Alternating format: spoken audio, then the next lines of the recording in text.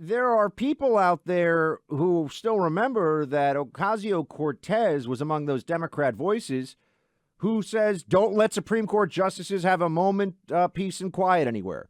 Go harass former Trump administration officials if you want. Go abuse people verbally in public because you don't like their politics. She doesn't seem to take it very well when someone is admittedly being a bit provocative.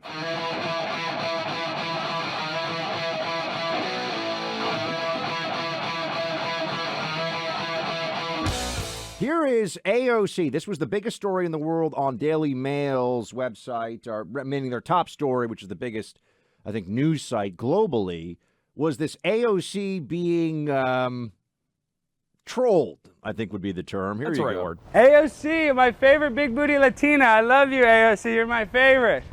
She wants to kill babies, but she's still beautiful. You look very beautiful in that dress. You look very sexy.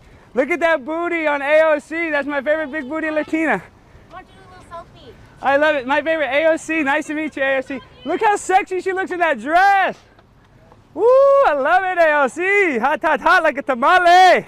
Now, she later went to, I believe it was social media. That guy is, he's sort of a comedian slash, well, what he was, I remember him from, do you remember his name? He did the mask dance at that in the Dallas committee meeting. Do you know what I'm talking about? He's done some of these viral, so he's like a provocateur comedian guy, right? He's a guy who goes out there and does stuff like this. AOC claimed that she was going to punch him, but she didn't want to, quote, catch a case later. And some are saying, look, you know, there are people out there who still remember that Ocasio-Cortez was among those Democrat voices who says, don't let Supreme Court justices have a moment, peace and quiet anywhere. Go harass former Trump administration officials if you want. Go abuse people verbally in public because you don't like their politics. She doesn't seem to take it very well when someone is admittedly being a bit provocative. Yeah, that's, by the way, Alex Stein is his name. He is as the New York Post calls him, a right-wing instigator. But really what he is establishing is exactly what you said, Buck, which is that she has been arguing for some time, hey, you should get up in the face of those Supreme Court justices and let everybody know that this is a substantial issue that you need to be able to protest. And look, this is obviously satire. The fact that, I mean, if you listen to that audio again, he says, she's my favorite big booty Latina who wants to kill babies. I don't think usually when you're trying to catcall a woman that you include the fact that she wants to kill babies over her abortion perspectives. But here's the deal with AOC. She is a 32-year-old Instagram influencer who happened to get elected to Congress. And I don't have anything against Instagram influencers, Buck, but in virtually every different segment, you can be an Instagram influencer who is motivated by home decor. You can be an Instagram influencer who is motivated by fitness. Every single thing that someone could be interested in, there is an Instagram influencer who is making a living off of it. She happens to be a good-looking bartender who got elected to Congress and is now an Instagram influencer version of a congressperson. I've watched some of her clips. I've watched her interviews. It's not like I'm an obsessive fan who's sitting around and watching all these different videos she puts out. But she's never said anything remotely intelligent to me, Buck, or had an opinion where I took a step back and said, oh, you know what? That's somewhat interesting. And you can at least say, hey, Bernie Sanders, Elizabeth Warren, I think they have awful political ideals. I don't agree with their perspectives, but they'll make an argument sometimes, and I'll sit back and I'll think, oh, well, that's an intriguing argument. How would I attack it to argue that it is not a very valid perspective to be advocating for? AOC's Buck has never even said anything where I thought, oh, I'll engage in a battle of wits here. There ain't much witty going on there. She's an Instagram influencer who got elected to Congress, and she couldn't even handle this heckling, although in the video she throws up the peace sign and kind of poses alongside of the guy who is there on the steps making the funny video. And then she says, oh, I thought about going to hit him. No, you didn't. I think you saw the video go viral. You recognize that you didn't actually stand up for yourself. And so you tried to argue that you thought about standing up for yourself. But also, it's so ridiculous. I mean, the notion that you would respond to some guy who is making those kind of comments, which, I know there's some people who are outraged. Other people are chuckling at it. Depends on, who you talk to. You're going to punch somebody? I mean, think of it. Think of the stuff that's said to you and me. I mean, not everyone loves us, Clay. This is a crazy world we live in, but not everybody thinks that we're so great. They say horrible things to us, and I'm sure people have said things to you in public, or I know people have said things to me in public that I didn't particularly like. You can't go around and hit it. Now, I know she didn't hit anybody, but the notion that would be an appropriate thought for a member of Congress to have on the steps of the Capitol because somebody said something about, quote, her booty, that is not the way that we should be reacting to these things. Just do what every member of Congress does. Ignore it. I think he also chased after what's his name? The little guy cries about the insurrection, from Adam Kinzinger. Schiff. Kinzinger. Several of them. He's the other little guy who cries about the insurrection. But Kinzinger was walking in, and I think he got also asked, like, why do you enjoy being a traitor or something? So, this is part of the job. On the steps of the Capitol, people are probably going to say things sometimes you're going in you don't like to hear. That is different from a mob chasing after Supreme Court justice in a restaurant, though. And I think this is... My perspective on it in general is I'm anti what Maxine Waters said. I don't agree with the idea that you should go get up in somebody's face if you see him out in public and you don't agree with him. There was a video that went viral of Tucker Carlson, Buck. I think it was like in a Maine hunting and fishing store. What, do you mean when he was fishing? Yeah. That was in Central Park. Well, it's Central Park, but I think there was one of him like in a... where the guy came up to him. So there was one video with Tucker where a guy came up to him and said, what are you doing here? Why are you fishing? And was clearly trying to kind of instigate something with Tucker. And he was like, I'm fishing because it's legal and I like to fish. It was and he's like, why are you filming me? And he's like, well, I'm allowed to. And he's like, I know, I'm just wondering. I'm allowed to ask. It was Tucker handled that very well.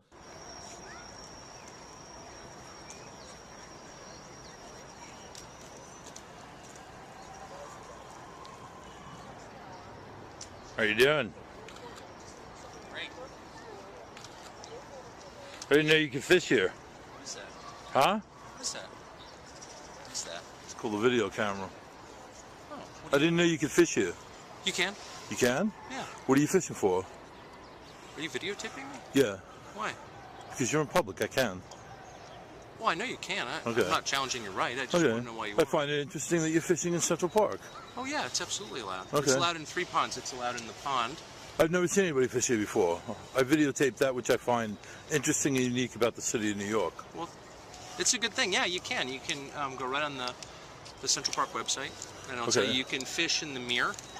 Yeah, no, I'm not challenging the fact that you can. I'm just curious. I've never seen anybody fishing. It's not very good fishing, and there are too many people around. What kind of fish are there? There are largemouth bass. In this thing here? Yep. And what do you use for bait? I fly fish, so I use flies. Do you catch the flies yourself? No, flies are, I'll show you. Oh, those are the things you make. Exactly. Yeah. Okay, the string. I'm stupid. I don't fly fish. It's all right. Most people don't. I've been like deep, seawater, deep sea fishing on party boats and such, friends' boats. Oh, okay. See, and you tie them. Yeah. You And tie your own flies? I do, yeah. You do? Where'd you grow up? I grew up in California. Yeah, you did a lot of fly fishing out there? Not really, No? but I learned in later life, and it's a great pleasure and a great sport. It's like relaxing, right? Very. And, You live in New York now? No. Well, I do live here part-time, actually. Okay. I can tell by your manner that you're from New York. Get the hell out of here. Is it my accent? It's everything about you, I would say. So when you videotape people, and I don't mind, Right. but I bet you some people do. Yeah, they assault me sometimes. Is that true? Yeah. It makes for good video, though. What do you do with the video? I put it up on my channel. I have a lot of people that follow me. Do you really? Yeah. That's great. You're talking about, he was at probably a Maine fishing store, outdoor in Maine. store. Yeah. And some guy's like, you're the worst person in the universe. I mean, that guy's clearly emotionally And he had somebody has else problems. filming him, so it was a setup where it's like, hey, I'm going to go confront this guy. Get the phone out so you make sure that you get it. I don't care, man. Just dude, you are the worst human being known to mankind. I want you to know that what you have done to this state, to the United States, to everything else in this world, I don't care that your daughter's here. What you've done to people's families, what you have done to everybody else in this society. Son, don't call me son. One. But I'm opposed to the idea. So whether you're Democrat, Republican, Independent, if you didn't like what a Democrat appointed Supreme Court justice was ruling, I don't think you should be protesting their house, everything else.